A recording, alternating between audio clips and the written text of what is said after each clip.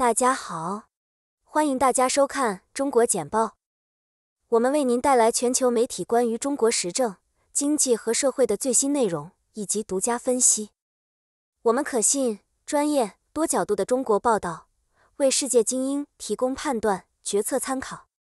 中国简报使用多种语言发行，包括文字、视频、播客、书刊多种形式。同时，我们也在6度世界进行全天候播放。欢迎收看本期中国简报。今天是2023年4月25日，我们为您带来来自全球媒体的最新中国政治、经济和社会新闻，以及独家专家分析。如果您觉得我们的内容有帮助，请订阅我们的实时通讯。这是今天的独家见解。独家分析：中国马路是经济重要的风向标。海外3年，疫情管制彻底解除后，也终于重新踏上中国的国土。出了海关大厅，街上第一眼看到的2个同胞，张嘴谈论的就是电子产品的规格，一种经济活力的切身感受瞬间产生。在国内一线城市待一个白天，就会被街上快速穿梭的电动摩托车，国内叫电驴的景观而震撼。这就是实实在在的经济，不是通过外媒新闻报道能感受到的真实中国经济，不是外资金融机构1-2份报告能诠释的真实中国经济。快递当然只是经济的微小环节，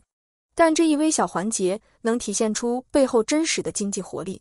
快递的两端需要购买和售卖，穿梭的快递说明两端都很活跃，否则快递无剑可递。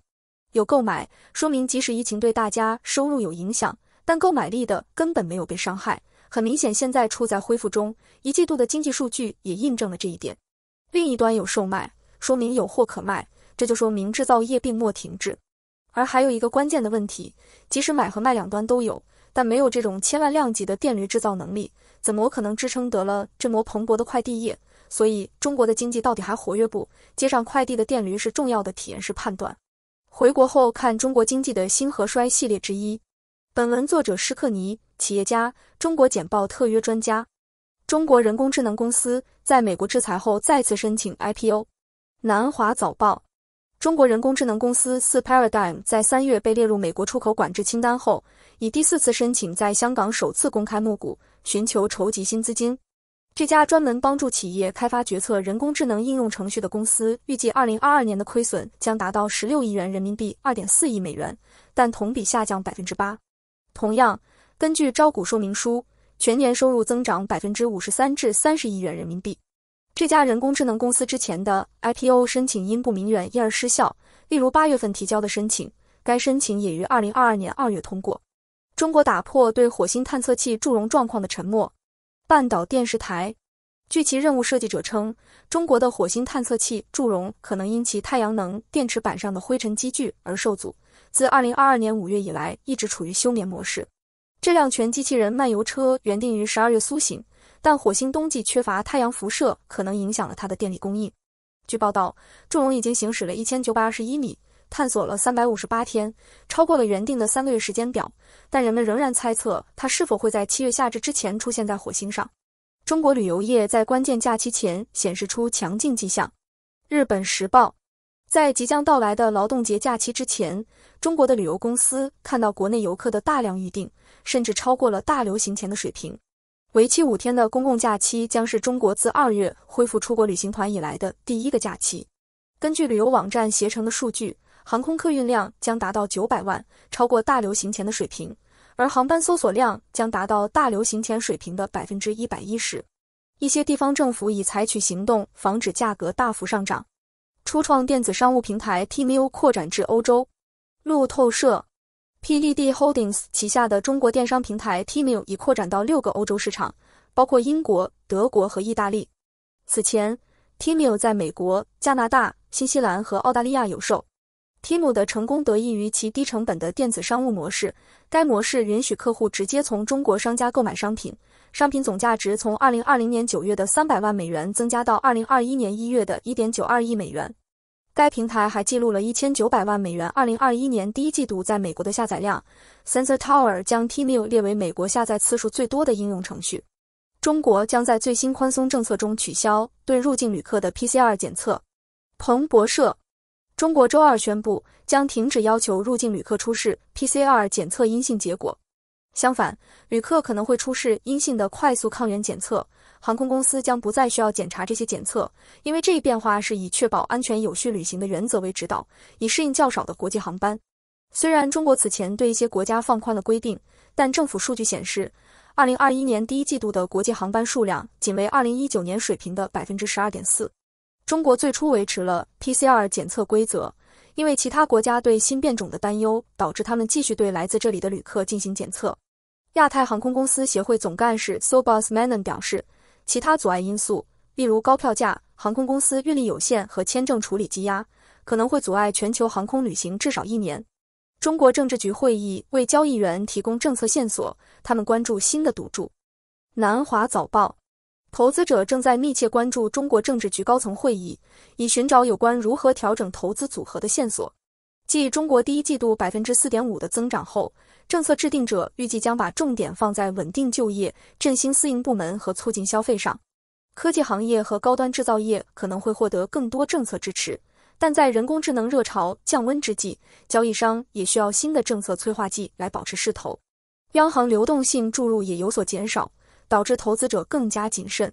然而，政治局会议此前曾推动股市走势，在市场下跌后，绿色能源压注在2021年脱颖而出。越南和台湾增加对美国的出口份额。日经亚洲管理咨询公司科尔尼 Carney 的一份报告显示，随着越来越多的公司将制造业务从中国转移，中国去年在美国从亚洲低成本国家和地区进口的份额有所下降。2022年，中国大陆和香港占美国从亚洲低成本地区进口的 50.7%， 低于2021年的 53.5%， 这也是2013年开始的持续趋势的一部分。舒尔茨将与中国领导人会面，以缓和紧张局势。彭博社，德国总理奥拉夫·舒尔茨邀请中国总理李强于6月20日访问柏林，届时他将与中国总理讨论和平与气候变化等问题。这次会议已经酝酿了几个月，德国希望能利用这个机会加强与中国的经济关系，中国是德国的重要贸易伙伴。舒尔茨表示，他反对与中国脱钩的努力，而是希望降低关系的风险，因为他发现了依赖俄罗斯天然气所导致的潜在漏洞。德桑蒂斯说，威慑是防止台湾冲突的关键。日经亚洲，佛罗里达州州长罗恩·德桑蒂斯是共和党总统候选人的可能竞争者，他曾表示，威慑对于避免台海冲突至关重要。德桑蒂斯解释说，关键目标应该是阻止军事局势。如果中国国家主席习近平知道他发起敌对行动的代价将超过优势，那么他就不会发生。台湾活动人士因涉嫌在中国分裂国家而被正式逮捕。美国有线电视新闻网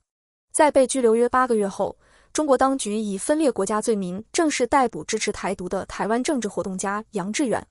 去年8月，在美国众议院议长南希·佩洛西 Nancy Pelosi 有争议的台湾之行激怒了北京之后，他在浙江省温州市被中国国家安全局拘留，随后他被捕。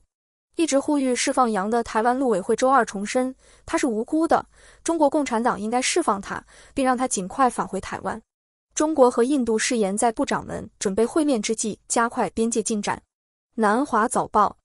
中国和印度的前线军官周日在 Chashmodo 举行的第18次指挥官级会议上举行了另一轮会谈后，旨在加快解决双方有争议边界的持续争端的进展。边界西段的争端集中在阿克塞钦，该地区由中国控制，印度认为是其拉达克地区的一部分。各国坚持认为，关于这一争端的讨论是坦率和深入的，但没有具体说明讨论的问题。他们的国防部长将于本周晚些时候在新德里举行会议。菲律宾的马克思可能会在美国讨论台湾，但贸易是首要议程。路透社，据菲律宾驻华盛顿大使何塞·曼努埃尔·罗穆尔德斯称，菲律宾总统小费迪南德·马克思将于5月1日首次正式访问华盛顿期间重点关注贸易和投资。2月份对美国的电子产品出口几乎翻了一番，而美国也是菲律宾的农产品市场。然而，中国是马尼拉最重要的贸易伙伴。由于该地区紧张局势的加剧，以及对美国根据1951年共同防御条约保卫国家的承诺程度的怀疑，贸易谈判将变得复杂。万达董事长指出债券动荡和 IPO 延迟带来的挑战。彭博社，中国企业集团大连万达集团董事长在上周的一次内部会议上表示，由于对其债务的担忧以及购物中心运营商珠海万达商业管理公司的首次公开募股 IPO 推迟，该公司面临挑战。据彭博社报道，该 IPO 于2015年首次申请，第3次申请于本周失效。与该交易相关的贷款和今年到期的其他债务给投资者带来了不确定性。大连万达子公司去年发行的2支美元债券目前的交易价格低于60美分，这被认为是不良交易。恒大重组新能源汽车部门以加强债务改革。南华早报：中国恒大新能源汽车 NEV 正在寻求境外债权人批准重组其190亿美元的境外债务，以仅 0.29 美元的价格将 NEV 的住宅和房地产项目转让给恒大。然而，分析师怀疑此举是否会使他们的重组计划对债权人更具吸引力，而恒大新能源汽车仍受到审查。该汽车制造商上个月警告说，由于现金有耗尽的风险，它有停止生产的风险。恒大新能源目前 98.5% 的收入依赖于医疗保健。中国上海将加大高科技投资。路透社：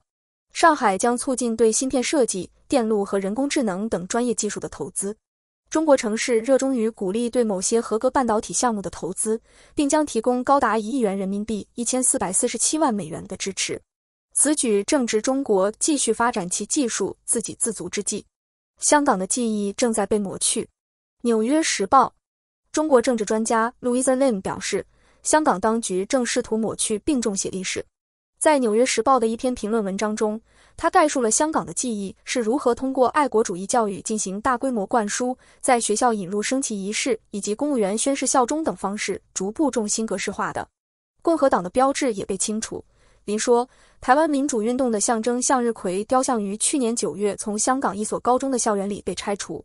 自2019年抗议活动以来，包括民间社会组织、工会和政党在内的许多重要机构已经自行解散，而许多记者则保持沉默，一些人被流放或入狱。自从对香港实施严厉的国家安全法以来，至少有12家新闻机构关闭。印度本周将超过中国成为世界上人口最多的国家。联合国半岛电视台：据联合国预测，到本月底，印度将超过中国，成为世界上人口最多的国家，拥有近14.3亿人口。印度政府尚未对联合国的预测发表评论。观察人士说，印度庞大的年轻人口使其有可能复制中国的经济轨迹。然而，印度正在努力应对为其不断增长的人口提供就业、电力和住房的挑战。中国不断加深的抛售表明投资者正在失去信心。彭博社：随着交易员评估地缘政治压力和潜在的经济风险，中国股市暴跌，打击了 MSCI 中国指数。该指数将在6天的增长中失败，以及其他追踪中国股票的机制。预计外国投资者也将连续第3天抛售中国股票，而股票收益率已经下降。心存不满的投资者正在主权债券中寻求慰藉，因为中国的政策预期将发生转变，重点是提高企业生产力，同时停止更多的货币刺激。中国科学家向6G 无线通信迈出一大步。南华早报：我国航天科工2院科研人员首次实现了我国6G 通信技术的实时无线传输。此次试验采用了太赫兹轨道角动量通信技术，有望迎来 5G 平台的继任者。专家认为 6G 技术可能包括更快的速度、更少的延迟和更好的频谱使用，从而腾出时间和资源用于其他数据密集型任务，例如高清虚拟现实和实时全息通信。为什么年轻购物者对假冒产品很感冒？金融时报：在奢侈品牌价格上涨、经济困难和节俭文化的推动下，年轻人越来越多地购买假冒奢侈品。欧盟知识产权局在2022年对22021名15至24岁的人进行了一项调查，其中 37% 的人表示他们在前1年至少购买过一件假货，高于2019年的 14%。衣服、鞋类和配饰是最受欢迎的类别。报告指出，不在乎商品是否为假货是主要动机。